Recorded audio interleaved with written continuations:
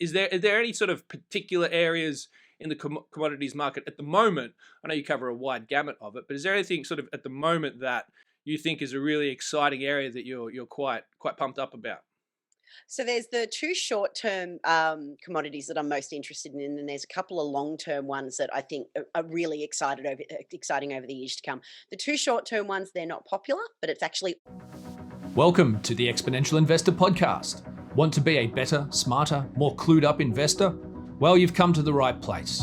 We cover the breakthrough investment ideas you don't hear about in the mainstream to keep you on top of the megatrends and opportunities reshaping our world. Good morning and welcome to this special edition of Exponential Investor. As you can see, we are sending out a video today instead of regular written editorial on a Monday, and that's because something very special is occurring here at Exponential Investor. As you might see, I am joined today by somebody new, and that somebody new is Shae Russell. And Shay is going to be joining us here at Exponential Investor, going to be contributing twice a week to our publication, and you'll see more of her on our podcasts and hear from her around the place. So what I wanted to do today was to introduce you to Shay and have a bit of a chat with her about what she does, what she focuses on, and what she's going to be bringing to Exponential Investor. So Shay, thank you for joining us today. It is fantastic to have you on board. Thanks, Sam. It is great to be on board. Now, for people that may have just picked up, Shay is a fellow countryman of mine. We are both Australians, so it's a bit like it's a sort of Aussie takeover of the British over here. But, Absolutely. Yeah, you know, we like to share things and ideas. But for again, most people won't know, but Shay and I have actually worked together now for a long time. Is it like maybe 8, 9 years or something, I think? 9 years. I met you when I came back from maternity leave with my youngest. So nine That's right. years. Yeah, so we started working together out in Australia with an international affiliate of ours, known back then as Port Phillip Publishing, now known as Fat Tail Media. And Shae and I have been, writing about investment ideas and looking at the markets and covering all sorts of different things. And as I said, working together for a long time. So I know Shae very well. I know where she comes from and what her specialities are. But I think it's best that perhaps, Shae, you tell our viewers and listeners yourself. What is it that you're bringing to EXI? What's your background and what you're really going to be looking at and focusing on in the markets for our readers? Look, I'm super excited to come on board, and I believe I'm coming on board at the perfect time because I'm going to be coming on as a commodities writer for Exponential Investor. However, I'm not a doom and gloom commodities writer. No. I'm a boom and there's only good times ahead commodities writer. Basically, I'm really excited, I see, about the opportunities presenting in the commodities market for a multitude of reasons.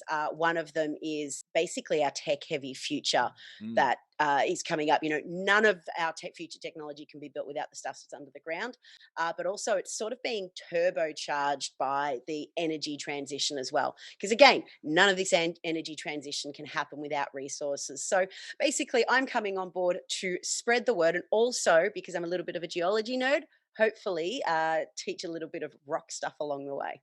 Now that is very interesting because I've heard you've been doing a bit of study in the field of geology recently.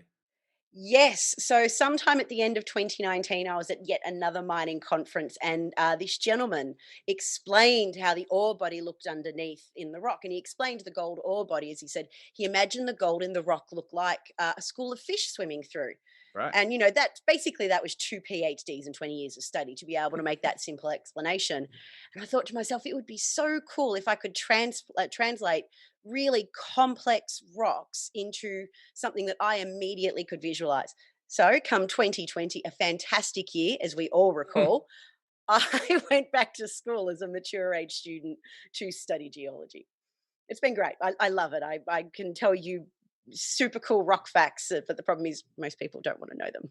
Yeah, well, it's fascinating. I find it fascinating because, as you know, I'm a massive nerd, so I do find all of those sorts of things interesting when a mining company pulls out drill samples and they go through all the technical explanation of what it is. And I'm no geologist, but it certainly sounds like you are now. So That's good because I can now ask you 1,000,001 questions when we're looking at a whole bunch of different mining and minerals and ore bodies, and we need to pick that apart. I do wonder though, as a mature age student going back to study like that, do you still get what in Australia we call O week, but here in the UK they call Freshers Week?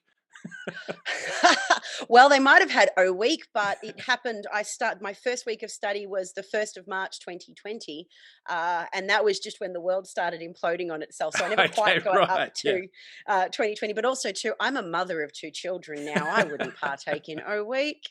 But I've still got about 4 years to go, so it's a long time before I can whack the geologist tag on there. Well, I'll tell you what, it's almost perfect time because I think it's almost though you perfectly timed the bottom of the 2020 crash to start further education, which is actually, as you say, an absolute perfect time. But this idea of, like you said before, that our tech-heavy future, none of that gets made without digging stuff up out of the ground. It's as simple as that, is it?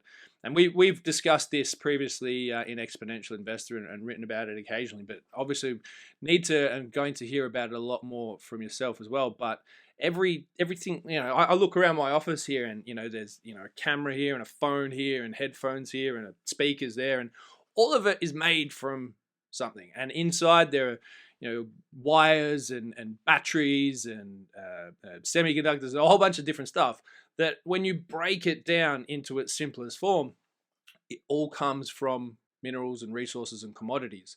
And so it is such an integral part of what we look at here at Exponential Investor, the big opportunities around, where investors can put their money into, tech-focused opportunities, but also just how the world evolves and how we move forward with different types of communication and networking and consumer products and devices. And there's a lot to get down about. And I know certainly, like you said before, it seems that a lot of the commodity coverage that we get is sort of a reaction to the doom and gloom. But the optimistic tilt, the opportunities behind it, I think are really exciting. Is there any sort of particular areas in the commodities market at the moment? I know you cover a wide gamut of it, but is there anything sort of at the moment that you think is a really exciting area that you're quite pumped up about? So there's the two short-term commodities that I'm most interested in, and there's a couple of long-term ones that I think are really exciting over the years to come. The two short-term ones, they're not popular, but it's actually oil and coking coal. Right. Basically, look, oil, while we are absolutely moving to relying on a new form of energy, it's not going to happen overnight. It's a very slow penetration for that to for oil to no longer be such an integral part of our society. So I do believe that there's a lot of opportunities in oil. And the reason why I do think that is we're seeing a lot of smaller companies snap up assets that major oil miners are ditching. So they're still seeing value in those companies. So there's certainly something to be said for that. Coking coal is simply because there is no other way to make steel without it. Now, and that's one of the most important things. We're looking at the industrialization and the urbanization of major countries, major continents like Africa, India, and to a lesser extent China. None of that industrialization can happen without steel, and it will require vast amounts of coking coal to make that happen. So there's enormous things to get excited about there. However, a story I recently discovered I'm quite excited to explore is hydrogen's role in Mm, scrap steel. Now, this is right. something quite new. I don't even have a lot of research to discuss right now, but there's a little thread I'll be following. Great. However, my three favorite long-term plays, I should say, are all metals. It's copper, silver, and platinum.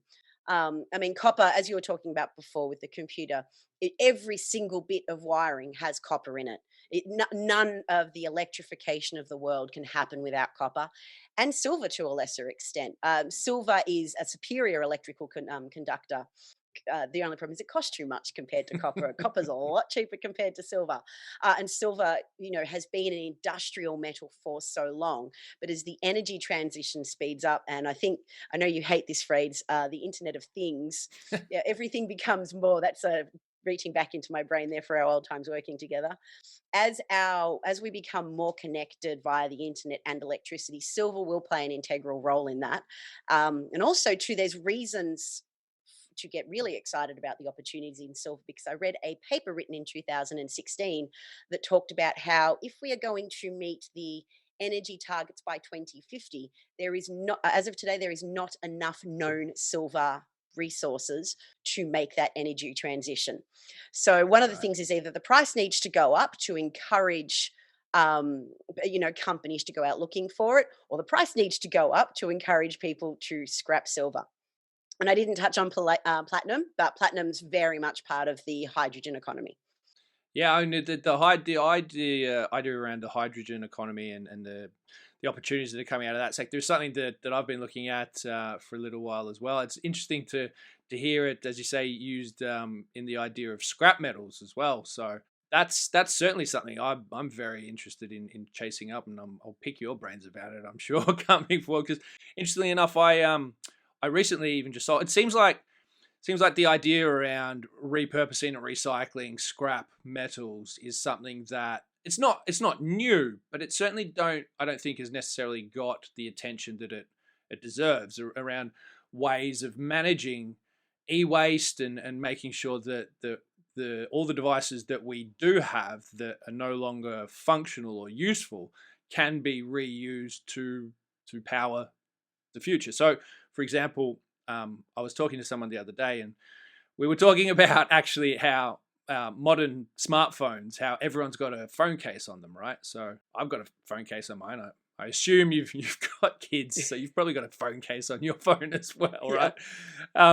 But we were like, well, why can't phone companies make a phone that doesn't need a case? And then I kind of got along to the idea of my favorite phone of all time was the Nokia 5210. It was like this rugged little thing with like rubber around it. You could literally turf it at a stack of bricks and the thing wouldn't break, or douse it in water and it'd be fine. And then I was thinking about it. I was like, I should get one of those, right? I should bring it out of retirement. And then I realized that it's only 2G capable. So it's this little device that is now 100% useless because 2G networks are just switched off. So I've got this great little thing that is nothing more than a paperweight, but it's a piece of technology that's got a lot of bits and pieces inside it that could be recycled and reused.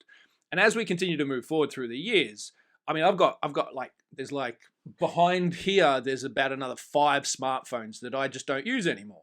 And again, they're just expensive paperweights, but inside all of them is valuable, useful metals that could be recycled. Granted, that probably now makes me feel bad that I haven't recycled them actually. Anyway, that's a side story. But this idea about recycling technology, I think, is a really big one that hasn't really been explored properly. And the opportunities in it, I don't think maybe have been unpicked the way they should, but it's something I'm certainly keen on. And it's great to hear that that's something you're focused on as well. Yeah, look, even though I like the stuff that's underground, I also like to use the stuff that it's above ground. And I heard somebody from, I don't want to butcher it with my Australian accent, but somebody from SocGen talk about how it's not recycling anymore, but it's towards circularity. It's Right. no longer, because basically we've got to the point where the resources are getting harder and harder to extract, and they're costing much more than they ever did before, which is why there's more incentive to recycle your Nokia 5210, your hoarder. I can't believe you've still got that. But we didn't have the incentive there for that time. But get extracting these resources is costing more and more money. We don't want to do that anymore. So there's been drastic improvements in what we can extract. You've got to remember too, for a long time there, those tiny bits of metal, in spite of the fact that there's like 64 rare elements in there, it wasn't worth retrieving them. Yeah. Because prices have gone up, it's now it's actually worth investing in the technology to retrieve those metals and move towards circularity. Yeah, it's a really interesting point about the economics around trying to recover them that didn't work, that now do work because, interestingly, of technologies that we can develop to make it work, to make it economically viable. But that's how the world works, and that's what we love to explore and pick apart here at Exponential Investor. And it's, as I say, it's great to have somebody of your caliber on board with us now, and certainly looking at how the commodities and metals and minerals and mining sectors all contribute to the world that we live in today and will be living in tomorrow. So that's probably enough for today. We like to keep our videos nice and short for our readers and viewers. But as I say to everybody, on behalf, I'm sure, of all our readers, welcome to Exponential Investor and Southbank Investment Research. we look forward to doing more of these. And as I said, everyone, you'll be able to see Shay's writing, and she'll be contributing to Exponential Investor. I believe this Thursday you'll be hearing from Shay. She'll have something fascinating to write to you about, I'm sure. And you'll be hearing from her regularly ongoing and seeing her as we do here on the Exponential Investor podcast. So anyway, thanks again, Shay, so much for joining us today and telling us a little bit about yourself and what you're looking at. Look forward to seeing more of your work and having more of these chats. And as for everybody watching and listening to us today, thanks again for your attention and tuning in. We'll be back again with you nice and soon, so keep an eye out for it then. Bye for now.